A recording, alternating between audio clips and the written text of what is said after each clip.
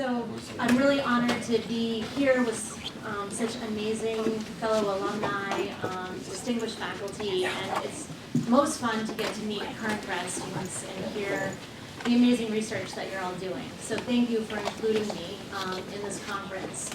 So when Jay invited me to participate, he asked if I could talk a little bit about what it's like to be a humanist at a tech school, which was not something I anticipated, but it was where I got a job, Rochester Institute of Technology. So I'm going to talk a little bit about that, as well as about some public engagement work that I've done. So I've been at RIT for 9 years, and in addition to being in the Department of History, I'm a faculty affiliate in Women's and Gender Studies, in Digital Humanities and Social Science, and in Museum Studies. So I enjoy interdisciplinary work. Also, we don't have a history degree, but we have degree programs in museum studies and digital humanities, so that's been a way for me to mentor students and direct their research projects and senior theses and capstones. I'm a specialist in post-1945 U.S. history. I was very fortunate to get to study with Matthew Lassiter and Gina Moritz-Sanchez as my dissertation committee co-chairs. And I had a strong focus in women's and gender history, as well as political and urban history here at UM. And I also took graduate level classes in the women's studies graduate program, including feminist theory with Dina Goodman, in a very memorable seminar. RIT is a large private university with an engineering focus. But we also have strengths in art, design, photography, imaging science. One of our unique degree programs includes packaging science, where students literally make packaging for ordnance, right? And other things that are complicated to design packaging for. So we have really creative students. We have the School for American Crafts. They can come and get a degree in fine furniture making. They can cast huge metal sculptures. So people are doing all kinds of interesting things at RIT, but the humanities are not their main focus. Student body is about 16,000 undergraduates, 3,000 graduate students. It's 65% male. When I started, it was 75% male. And it wasn't, I've taught classes where I was the only woman in the room.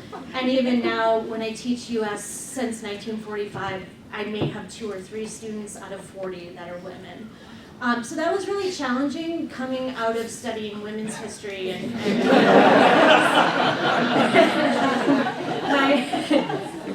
so my first, Jay said, talk about your transition. Well, honestly, my first couple of years were hard, but I think it's made me a much better teacher. All of our classes are general education, so you have to communicate to students why it matters. You can't take it for granted that they're interested. Usually they're there because they have to be, and they'll do the work that they're assessed on, but like their passion might be the racing team. They're building Jeeps to go race in the desert or something. That's what they're really into. So I have to explain to them why it matters and why New York State requires them to take some history as part of their degree, right? So now I can talk to rooms full of all men, and it's no problem. In fact, when my co-editor and I got invited to talk to a group called Men in Transition at our local JCC about our volume Nasty Women and Bad Hombres, that turned out to be men in retirement. I wasn't sure about that.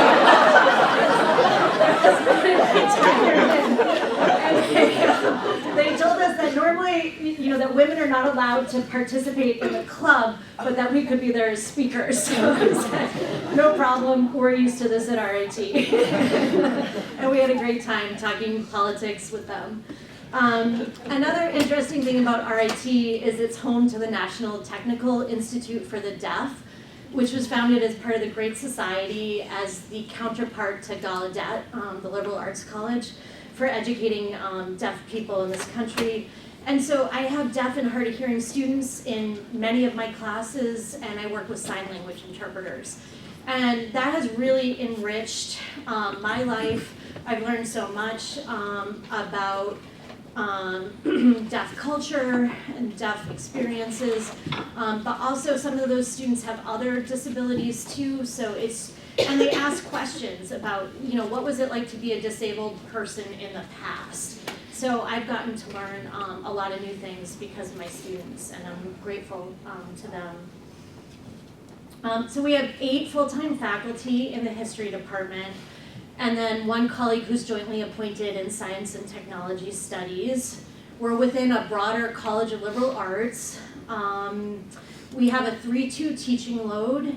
Courses are capped either at 40 or 32, and I would typically have 4 to 5 different preps in a year.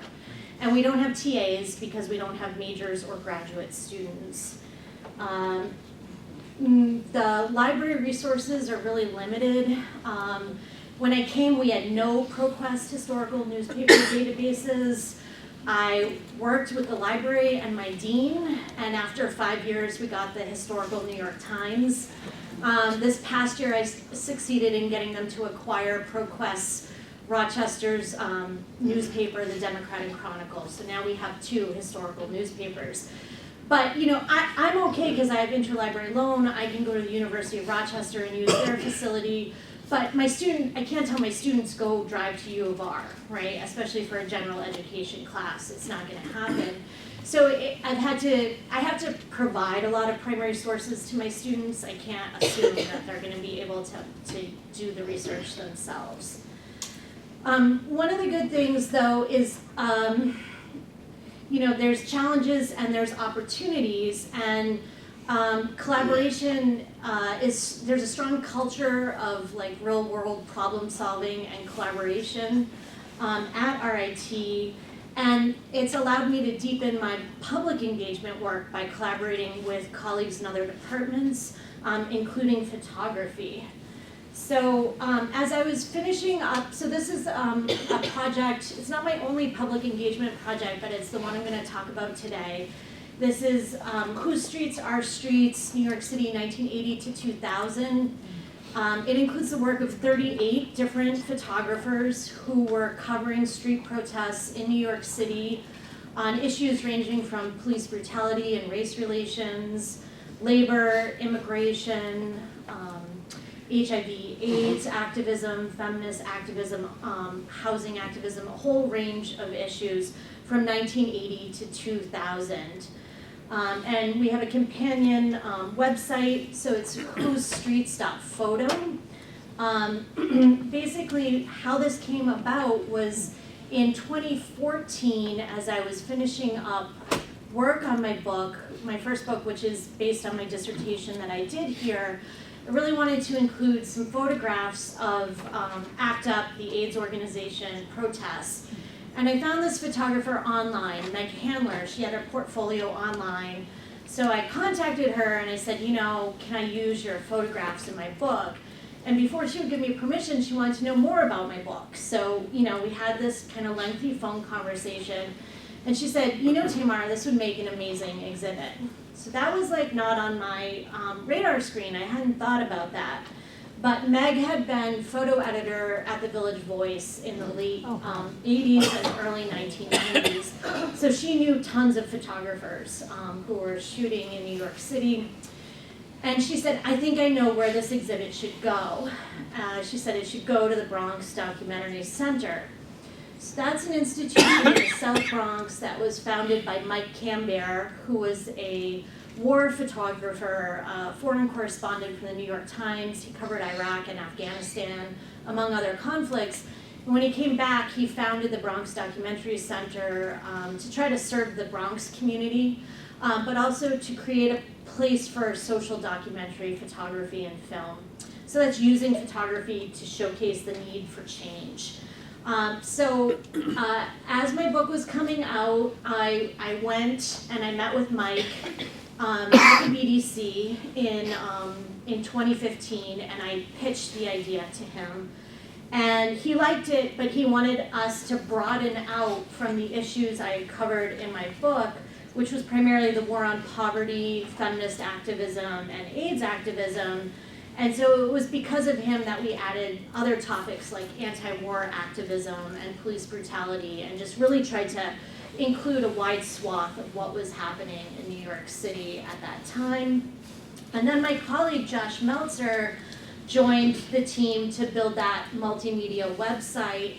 And Josh teaches photojournalism at RIT, and he was really interested in the photographers themselves, which I was not interested in at the time. I was really interested in the content of the photos. Josh started doing interviews with the photographers. So a lot of them came to the opening in January 2017. Our timing couldn't have been better. It was right after the women's marches, so we got a ton of publicity, and 400 people came to the opening. I had to step outside because I felt so claustrophobic, but it was wonderful. And one thing we did that was fun is we also brought the exhibit outside the walls of the museum, and we wheat pasted, because we knew that some of the residents weren't going to come inside. Even though there's no entrance fee, we knew that not everybody in the community would feel comfortable coming inside a gallery, and we wanted to include as many photographs as we could. So we wheat pasted about 100 additional photographs outside. We got permission to do that. So Josh did the interviews with the photographers. A lot of collaborations have been involved in this project. So those of you that go way back here at Michigan, do you recognize this woman? Does anybody recognize? Another Michigan alum? Yes. Victoria Wolcott. That's Victoria Wolcott. So Victoria is a PhD in history from here. She's currently at the University of Buffalo, and we're in a reading group together, the Rochester U.S. History Group, and I showed her a draft of the website to the whole reading group to ask for feedback on it. And Victoria sends me an email, I found myself in one of the photos. Okay. So this is Victoria as an undergrad at NYU, protesting for abortion rights. This is Victoria today. She looks basically the same, actually. It was, once she said that, I was like, oh my God, it is you. So then I said, well, Victoria, would you please write an essay for the catalog? And so she did. So we did a catalog. I have an essay in it. Victoria has an essay in it. We brought the show to RIT a year later, where we could print things big, where Josh, because we had special equipment there, so that was great. We made 4x6 prints, and they came out really beautiful. Josh made a short documentary film, which you can stream from the website. And so that was, things I couldn't have done by myself. Here it is, because Dr. Lakeisha Simmons invited me to bring it to Michigan this fall, where part of the exhibit is at Lane Hall. And so this is a photograph from the opening reception in September. So that was really wonderful, and the show's going to continue to travel. And I'm now writing a journal article about social documentary photography and my experiences curating this. So thanks to Josh, I've become much more interested in photographers themselves. So I know I'm probably going to run over, so I'll try to wrap up. Okay. So I would say, I think it's really important to nurture your networks. All of these things came about because I was open to collaborating with people and nurtured relationships. Definitely save, as you're doing your dissertations, save images, save ephemera, take photographs, take video, do anything you can, because it's really, even if it's not required for your job, it's really fun to get to do exhibits and have the public come and interact with you. And that has become increasingly meaningful to me as I mature in my career. Also, I strongly encourage you to get digital history skills while you're in grad school. I hire, from the University of Rochester, I hire their PhD candidates in my role as department chair to teach digital history and other classes at RIT. And U of R has a Mellon pre-doctoral fellowship in digital humanities. And those students are so impressive, and I really feel like they are the future of this career, of this field, the things that they're able to do. So take advantage of the opportunities, do the history labs, work with the digital humanities librarians here, and if you bring that, you're gonna blow people away when you give job talks. Finally, try to figure out what really matters to you. So, when I thought about my career, I maybe thought I'd be like at Wellesley, I didn't think I'd be with all the guys at RIT. But I've been able to do work that I find very meaningful. And so figuring out what it is that you want to do, and then trying to be open to figuring out what context could you do it in. And this is my contact information, and I don't have grad students of my own. I'm always happy to get to interact with grad students, so please feel free to reach out. Thank you.